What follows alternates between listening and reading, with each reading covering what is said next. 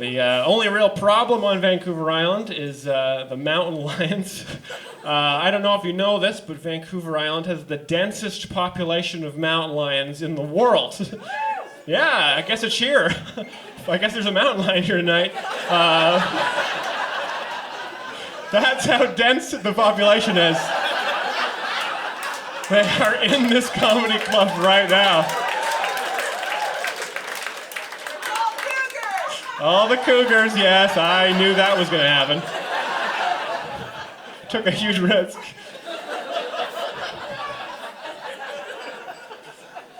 But yes, we have the densest population of mountain lions in the world. I don't know how this happened. You know, I guess they keep multiplying and they can't get on the ferry, so they're just piling up here.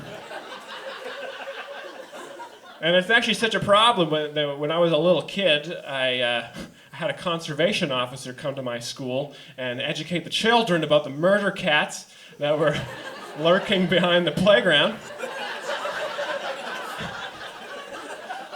And I'll never forget what the conservation officer said. He sat down and he was like, you know, kids, you'll probably never see a mountain lion, but statistically, mountain lions have already seen you.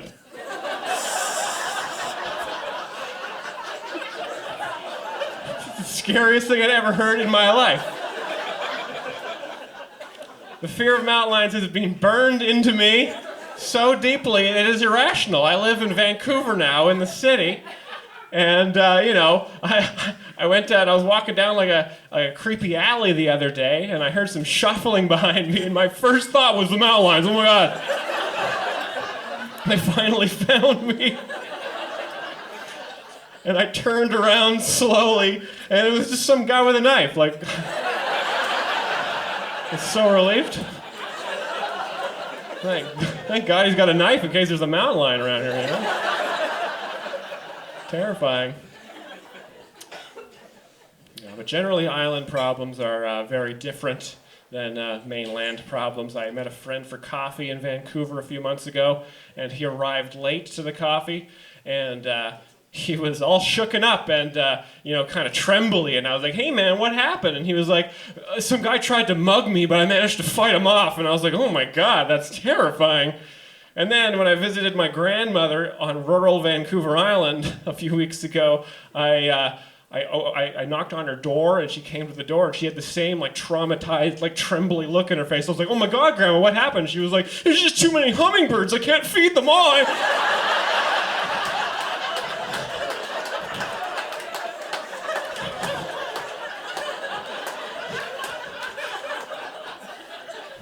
Nightmare.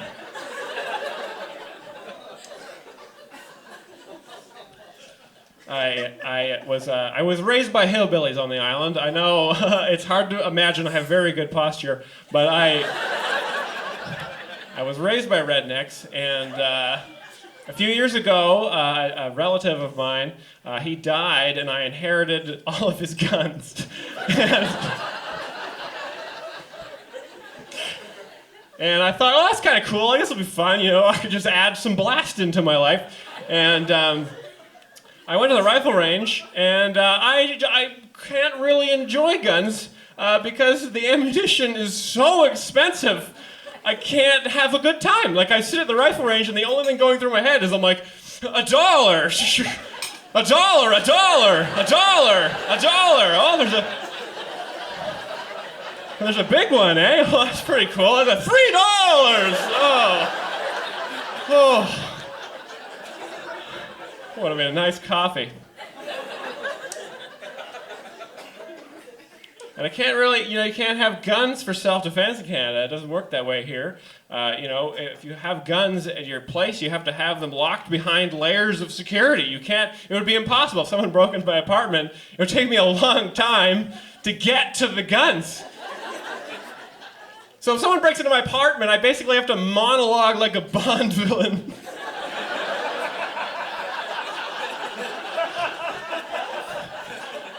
Like if someone smashes into my apartment, I'm gonna have to be like, get a glass of wine, walk into the living room.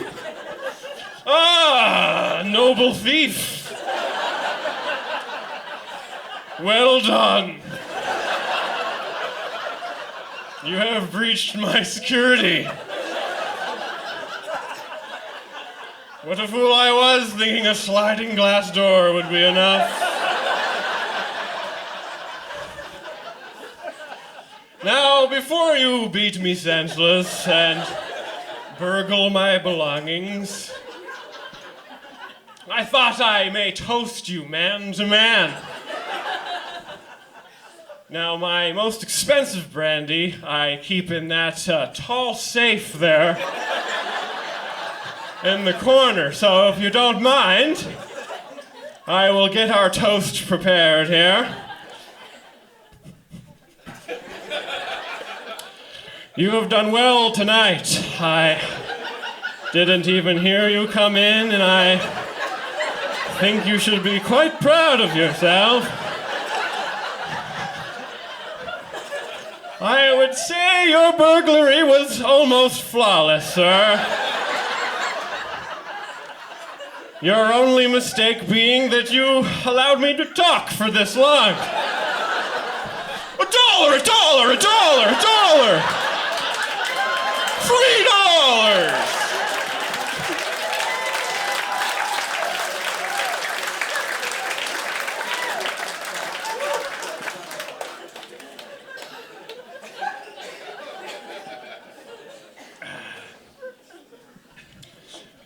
I'm a very good grandson, as all island boys are. There's a lot of grandparents here.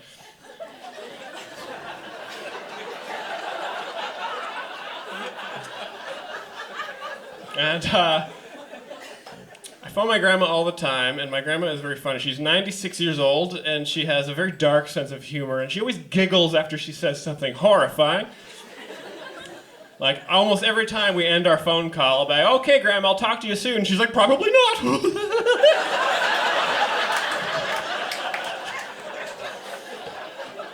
All right.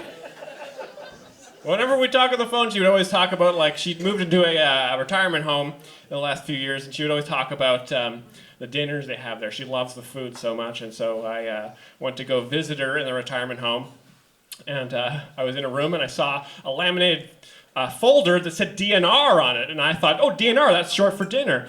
And, like, dinner, this spells dinner. I was like, Grandma, is that your dinner menu? She's like, no, it means do not resuscitate.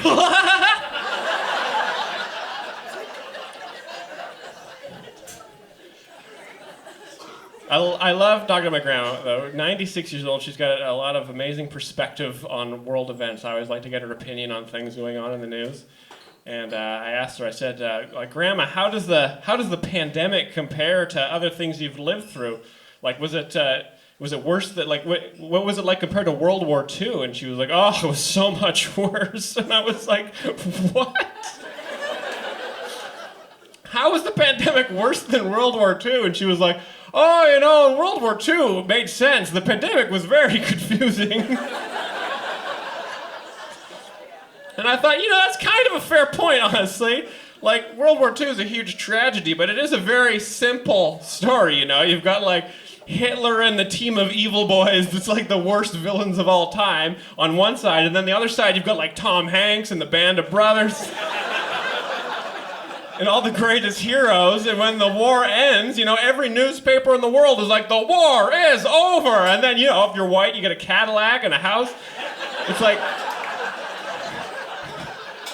pretty awesome. Like, I don't think we would think of World War II with the same reference for the story if World War II ended like the pandemic ended, right? Like one year in 1945, all the newspapers in the world are like, there's 85% less World War II this year than... I think we're gonna call it. It's probably done about, just feel free to travel.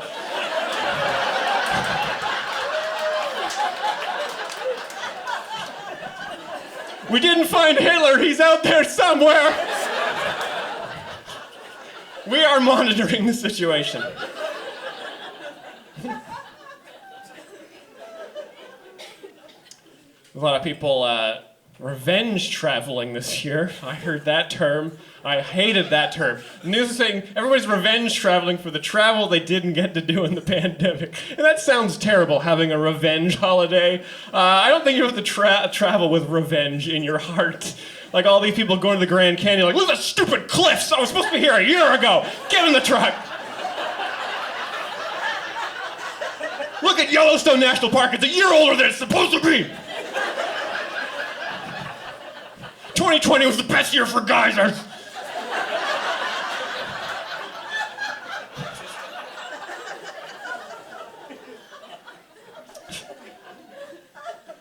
Traveling is very popular these days. There's a lot of, a lot of influencers, a lot of rich influencers always posting about traveling. They always say they're going on an adventure. But they're all these rich people. Like, traveling is not an adventure if you're wealthy. Like, it's just a seamless series of events. You want to go on an adventure when you travel poor. Like, you'll have the biggest adventure of your life. Try and live in Europe for 3 months on a budget of $1,000.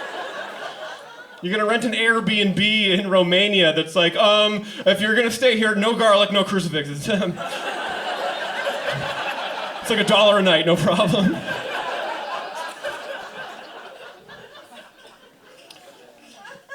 I was fortunate to travel right out of high school. I lived in France for a little while. That was cool.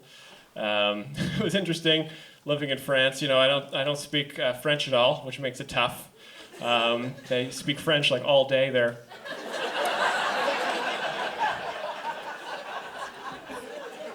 It's very humiliating not speaking the language. I basically had to be Mr. Bean to get my point across. I tried to get a haircut in France, and I walked into the barber shop like,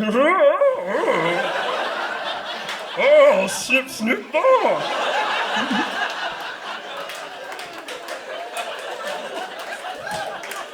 Yeah, Rowan Atkinson.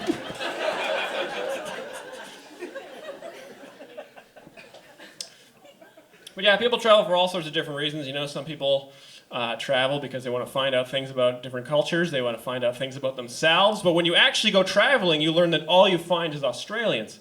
And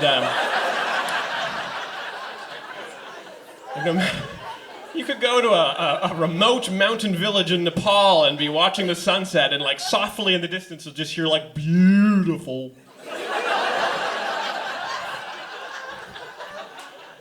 And I don't blame it on the Australians. It's just part of their life cycle. They're just not like other people, Like they spawn in Australia. They're almost like salmon, right? They spawn in Australia. As soon as they're strong enough, they leave to like go collect work visas and PR cards. And then when they're ready to reproduce, they return to Australia because they have to make sure their weird accent continues forever, Can't lose it. Raising their little kids like, remember, it's pronounced no.